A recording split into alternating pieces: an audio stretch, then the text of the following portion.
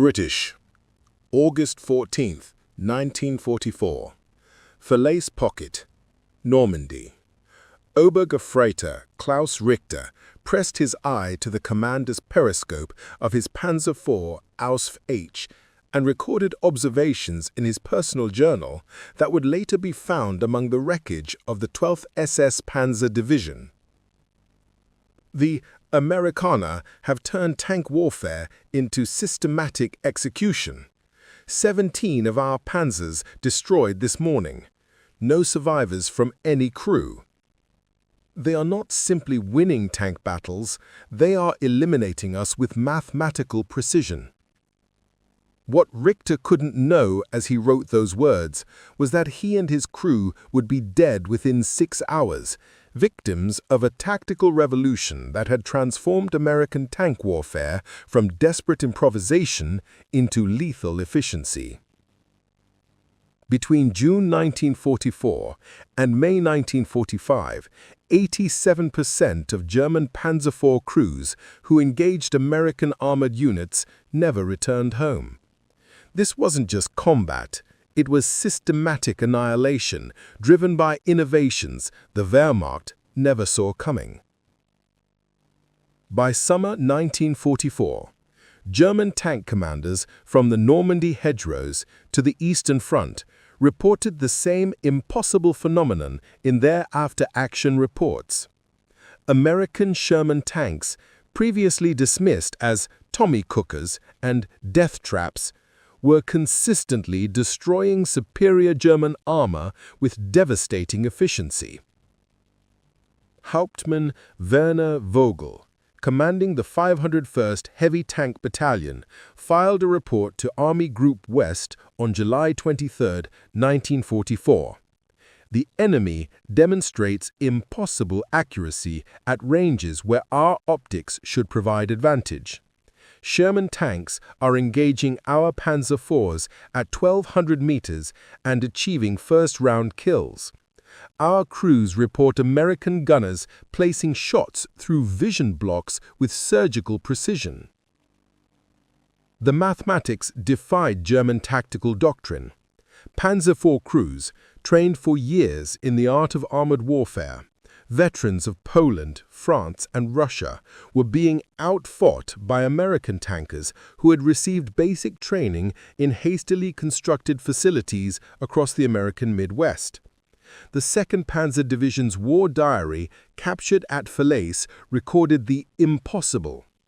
Enemy tank crews demonstrate gunnery skills that exceed our most experienced Panzerwaffe veterans.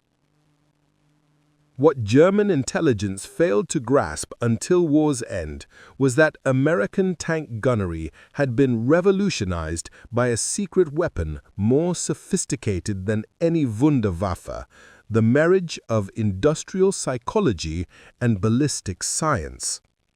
In December 1942, while German tank crews relied on traditional training methods unchanged since 1939, the U.S. Army Ordnance Department had quietly established the Tank Gunnery Research Project at Aberdeen Proving Ground under the direction of Dr. Martin Richardson, a Bell Laboratories engineer temporarily assigned to military service.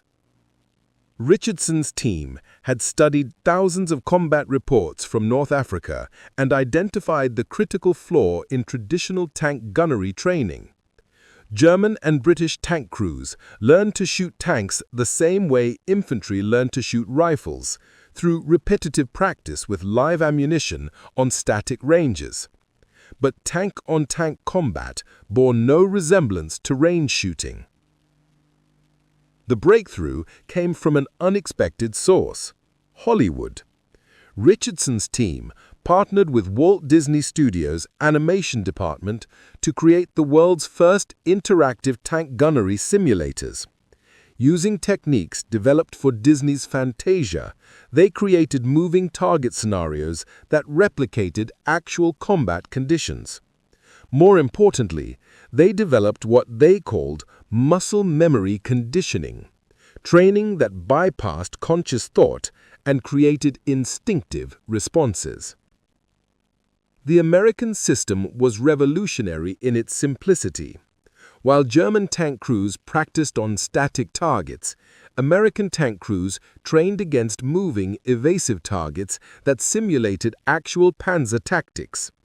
The simulators, designated T4 training systems, used a combination of projected film and mechanical movement to create scenarios based on captured German tactical manuals.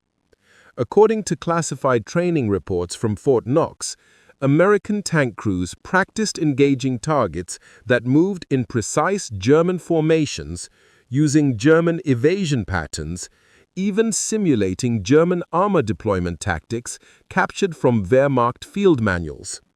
By D-Day, the average American Sherman crew had destroyed over 3,000 simulated German tanks in training. The psychological conditioning proved even more crucial. Dr. Richardson's team discovered that traditional gunnery training created hesitation intervals, critical seconds lost while crews consciously aimed and fired.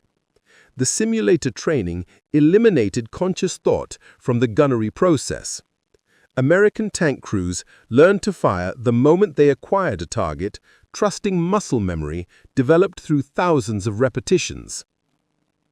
The technical superiority extended to equipment American crews didn't even realize they possessed. While German Panzer IV crews relied on manual traverse systems that required physical strength to rotate the turret, American Shermans used hydraulic power traverse that allowed gunners to track moving targets effortlessly.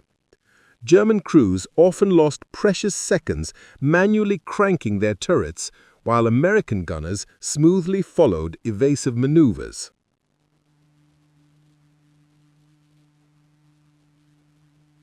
The killing began in earnest during Operation Cobra, the American breakout from Normandy in late July 1944.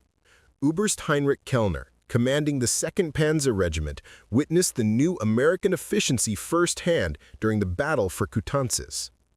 At 0630 hours, our lead company engaged 6 Sherman tanks at approximately 1,000 meters range, Kellner wrote in his final report. Within 90 seconds, all 4 of our Panzer IVs were destroyed. The American gunners fired with machine-like precision, no ranging shots, no hesitation. Each round found its mark on first firing. The psychological impact on German crews proved as devastating as the physical destruction. Unteroffizier Hans Müller, one of the few Panzer IV survivors from the 9th Panzer Division, described the terror in his post-war interrogation. The Americans fired like machines. No wasted shots, no missed opportunities. They would appear from cover, fire, destroy us, and vanish before we could respond. It was not combat. It was execution.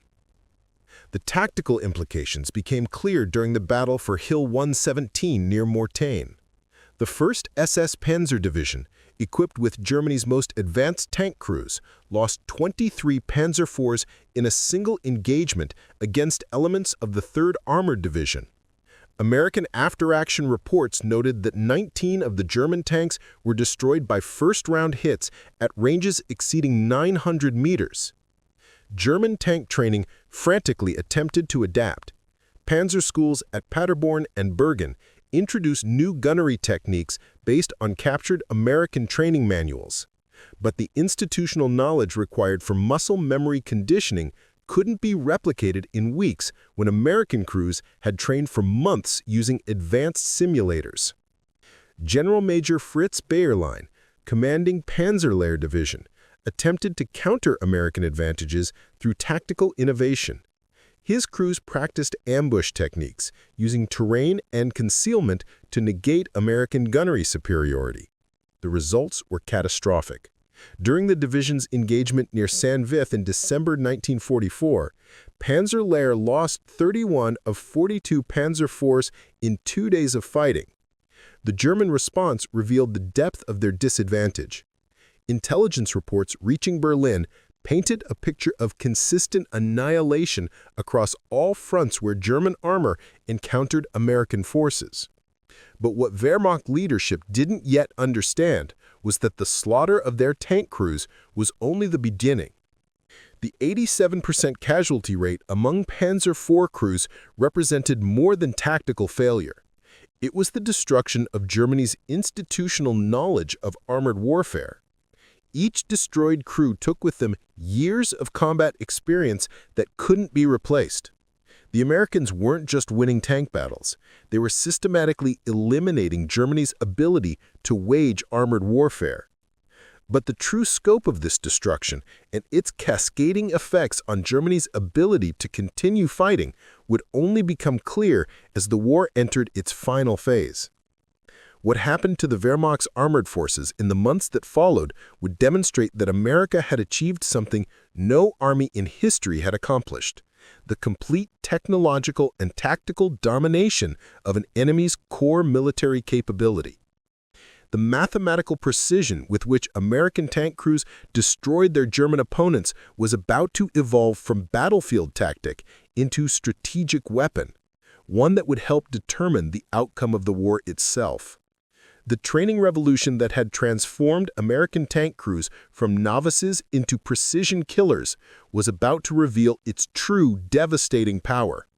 What began as tactical superiority in individual tank duels would cascade into the complete breakdown of German armored doctrine, the psychological collapse of the Wehrmacht's most elite units, and ultimately contribute to the Reich's military defeat. By September 1944, the 87% casualty rate among German Panzer IV crews wasn't just a battlefield statistic. It represented the systematic dismantling of Germany's institutional knowledge of armored warfare, built over 5 years of conquest across Europe. The Americans had achieved something unprecedented in military history. They had industrialized the destruction of an enemy's core fighting capability. The destruction of experienced Panzer IV crews created a catastrophic knowledge gap within the Wehrmacht's armored formations. Major General Hans Speidel, Chief of Staff to Field Marshal Rommel, documented the crisis in his classified situation reports to OKW, Oberkommando der Wehrmacht. We are losing not just tanks, but the institutional memory of how to fight with tanks. Each destroyed crew represents 5 years of combat experience that cannot be replaced. The ripple effects spread through every level of German armored operations. Tank platoon leaders who had survived Poland, France, and the early Russian campaigns, men who understood the subtle art of armor tactics, were being killed faster than they could train replacements. The 21st Panzer Division, reconstituted in Normandy with veterans from North Africa, lost 89% of its original tank commanders by October 1944. Oberst Jochen Peiper, commanding the 1st SS Panzer Regiment, wrote in his personal diary captured after the Battle of the Bulge, "We are sending boys to fight men.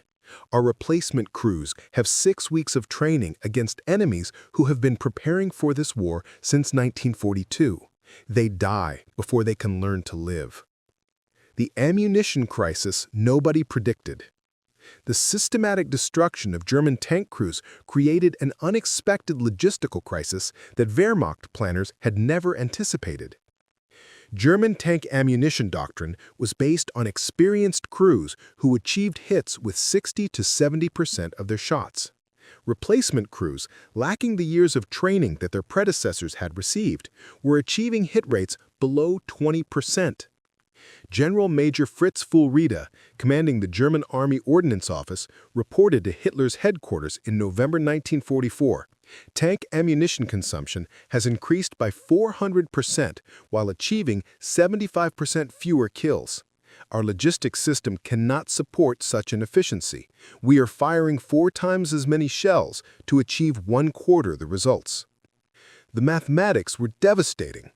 A veteran Panzer IV crew typically carried 87 rounds of main gun ammunition and could expect to achieve 50 to 60 hits in a major engagement. Replacement crews fired all their ammunition in their first combat action and often failed to destroy a single enemy tank. German ammunition factories, already strained by Allied bombing, couldn't keep pace with the suddenly inefficient tank crews. Industrial collapse in tank production priorities. The catastrophic loss rate among Panzer IV crews forced a complete reorganization of German tank production priorities. Hermann Göring, in his capacity overseeing war production, redirected scarce materials from new tank construction to training facilities. Too little, too late. The Alkit tank factory in Berlin, which had produced 250 Panzer IV hulls per month in early 1944, saw its output drop to 89 hulls in December 1944. But the real crisis wasn't steel or assembly line capacity. It was the realization that new tanks were meaningless without crews capable of using them effectively. Franz Xaver-Dorsch, deputy to Fritz Todt in the organization Todt, submitted a classified report to Hitler in December 1944. We can build tanks faster than we can train crews to operate them. Each tank requires a crew with minimum 6 months training to achieve combat effectiveness. We are losing crews faster than we can train them, even with reduced training standards. The human tragedy of the Panzer IV crew casualties extended far beyond military statistics. The Hoffmann family of Würzburg exemplified the personal cost of Germany's armored warfare collapse.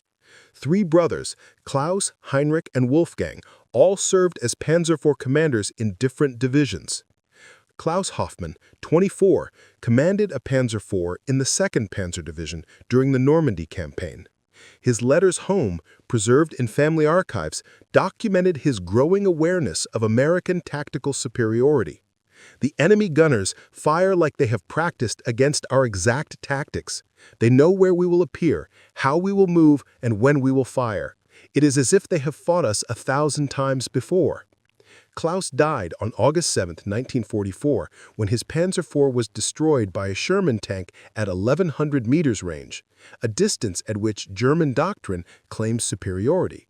The American gunner achieved a first-round hit through the driver's vision block, killing Klaus and his entire crew instantly. Heinrich Hoffmann, 22, served with the 116th Panzer Division during the Battle of the Bulge.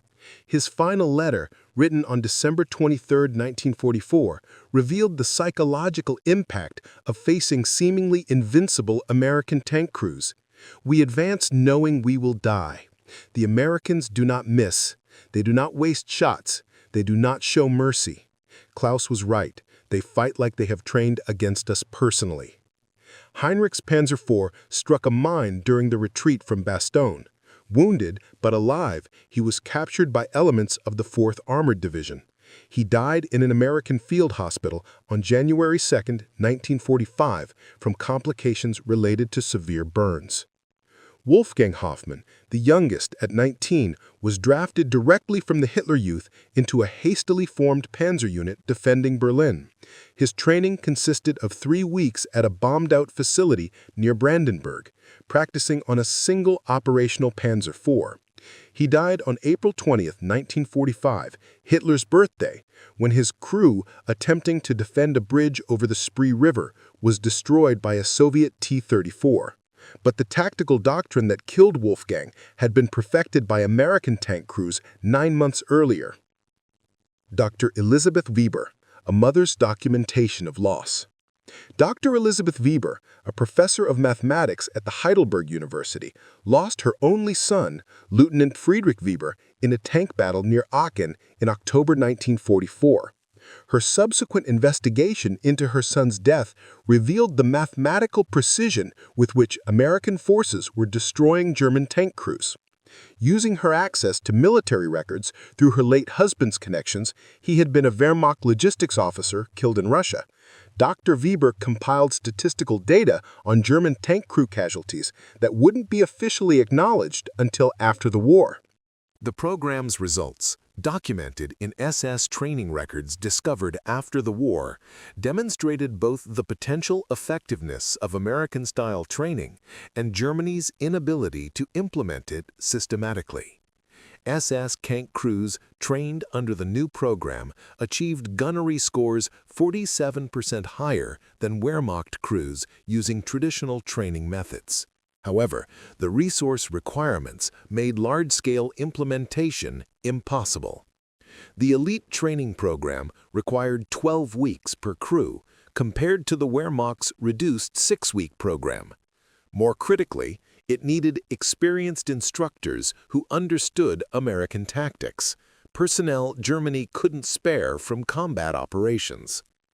Only 347 tank crews completed the SS elite training program before Germany's surrender. These crews, deployed during the final battles in Hungary and Austria, achieved significantly better survival rates than conventional German tank crews, but still suffered 61% casualties when engaging American forces. An improvement, but still catastrophic. SS Oberfuhrer Mühlenkamp's final report, written in Allied captivity, admitted the fundamental problem.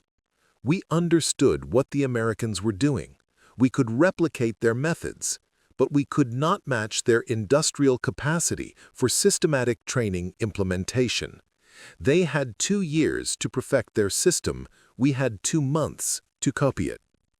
The systematic destruction of German Panzer IV crews represented more than tactical defeat. It marked the end of German armored warfare as a coherent military doctrine. The Wehrmacht's institutional knowledge of tank operations, developed through 5 years of successful conquest, died with the experienced crews destroyed by American precision gunnery. Major General F.W. von Mellenthin, Chief of Staff to several panzer armies, documented this institutional collapse in his post-war memoirs. By January 1945, our panzer divisions existed only in name. We had tanks, but we no longer had tankers. The men operating our remaining armor were mechanics and drivers, not combat crews. They understood how to start engines and shift gears, but they had never learned to fight. The replacement crews filling German tank units in 1945 averaged 19.7 years of age and 4.2 weeks of training. These boys, thrust into combat against American tank crews with years of preparation, represented the final collapse of German armored capability.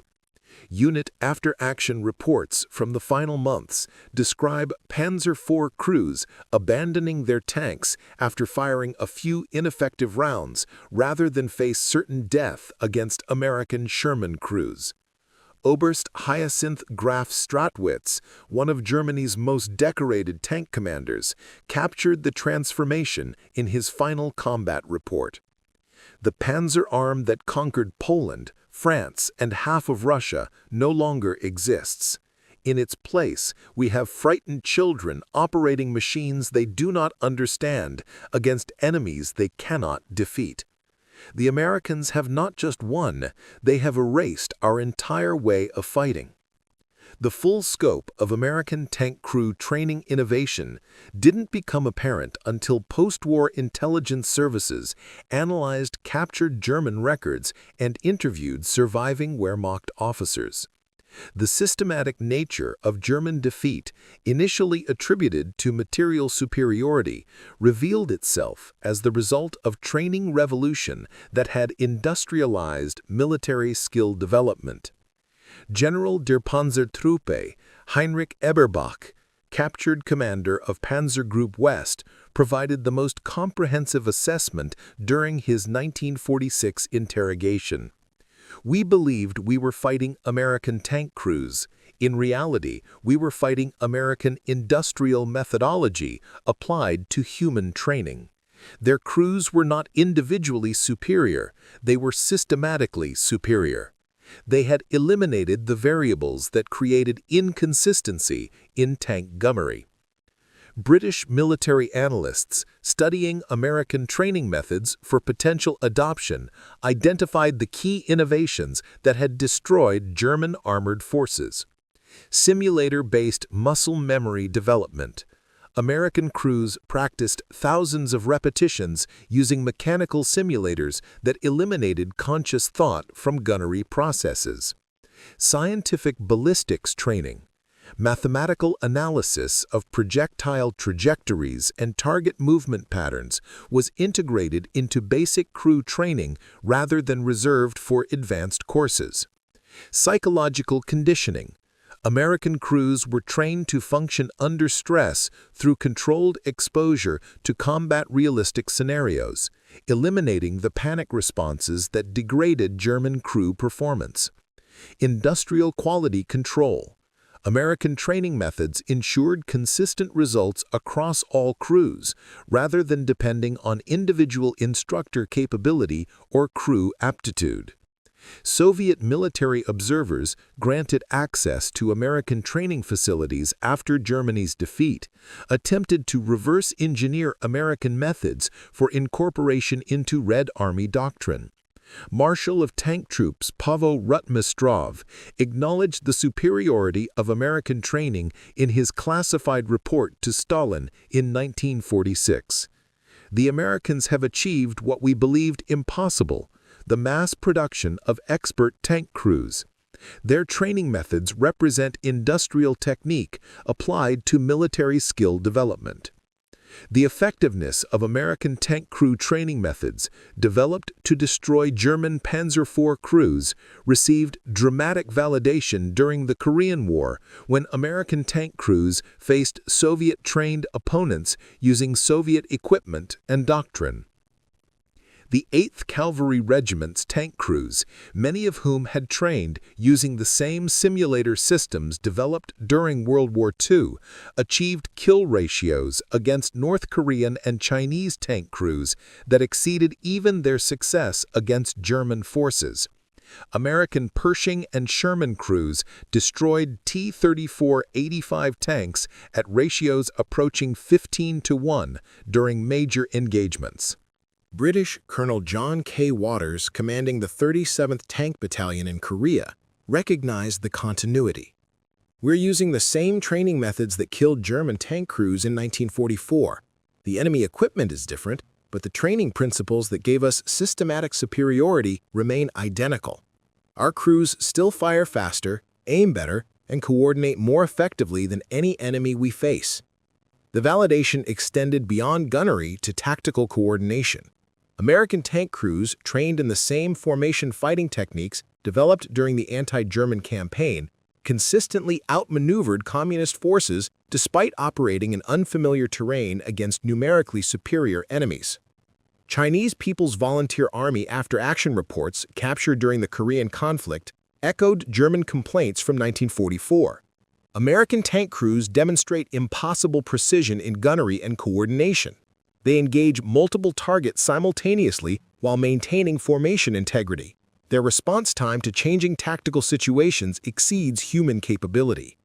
The systematic destruction of German Panzer IV crews represented one of World War II's most significant but least recognized innovations. While historians celebrated dramatic technological achievements like radar, code-breaking, and atomic weapons, the quiet revolution in tank crew training had achieved strategic results equal to any wonder weapon. Dr. Richardson's training innovations, developed in collaboration with Hollywood animators and industrial psychologists, had solved the fundamental problem of military skill development: how to create expert-level performance in ordinary personnel through systematic rather than individual training methods. The implications extended far beyond tank warfare. American pilot training programs, influenced by the tank crew simulator success, achieved similar systematic superiority over German and Japanese aviators. Infantry training incorporated psychological conditioning techniques that improved small unit performance. Even naval gunnery benefited from simulator-based muscle memory development. General of the Army Omar Bradley, reflecting on American tactical superiority in his post-war memoirs, identified the broader significance. "We discovered that military expertise could be mass-produced like any other industrial product. The same scientific methods that enabled us to build bombers and battleships faster than the enemy could also create soldiers who fought better than enemy soldiers. This was America's true secret weapon." The training methods that killed 87% of German Panzer IV crews represented the foundation for all subsequent military skill development programs. Modern tank crews, pilot training, and special operations selection courses trace their methodological origins to Dr. Richardson's World War II innovations. The U.S. Army's current armor school at Fort Knox still uses simulator-based training derived from the systems that gave American Sherman crews systematic superiority over German opponents. The fundamental principles, muscle memory development, stress inoculation, scientific ballistics training, and psychological conditioning remain identical to methods developed 80 years ago. NATO standardization agreements for tank crew training explicitly reference the Richardson protocols as the baseline for alliance-wide training compatibility. Tank crews from member nations train using methods originally designed to destroy German armor, ensuring tactical compatibility across all NATO armored forces. The training revolution's influence extends beyond military applications. Commercial pilot training, surgical skill development, and athletic performance coaching all incorporate simulator-based muscle memory conditioning derived from World War II tank crew training innovations. The scientific methodology that created systematic military superiority has found applications throughout human skill development. The 87% casualty rate among German Panzer IV crews represented more than tactical success. It demonstrated that wars could be won through systematic human performance optimization rather than technological or numerical superiority. American tank crews, using equipment generally inferior to German tanks, achieved decisive victory through training methods that eliminated the variables affecting combat performance. The strategic implications shaped post-war military doctrine across all nations. The German concept of individual military genius, embodied in their traditions of officer excellence and veteran expertise, gave way to American concepts of systematic capability development that could create large numbers of highly effective personnel. The training revolution that destroyed German tank crews established principles that continue to determine military effectiveness today. Nations that adopt systematic, scientifically based training methods consistently defeat opponents relying on traditional military education approaches, irrespective of equipment disparities or numerical advantages. The 670 German Panzer IV crews who survived the war carried with them the knowledge that they had faced not just superior enemies, but a superior method of creating military capability. Their defeat represented the end of one era of warfare and the beginning of another, an era where systematic preparation trumped traditional military virtues. In the end, the 87% casualty rate among German Panzer IV crews wasn't just a statistic, it was proof that America had revolutionized the fundamental nature of military training, and through that revolution had gained a decisive advantage that would influence military affairs for generations to come. The quiet destruction of German armor represented one of history's most significant military innovations, hidden in plain sight on the battlefields of Europe.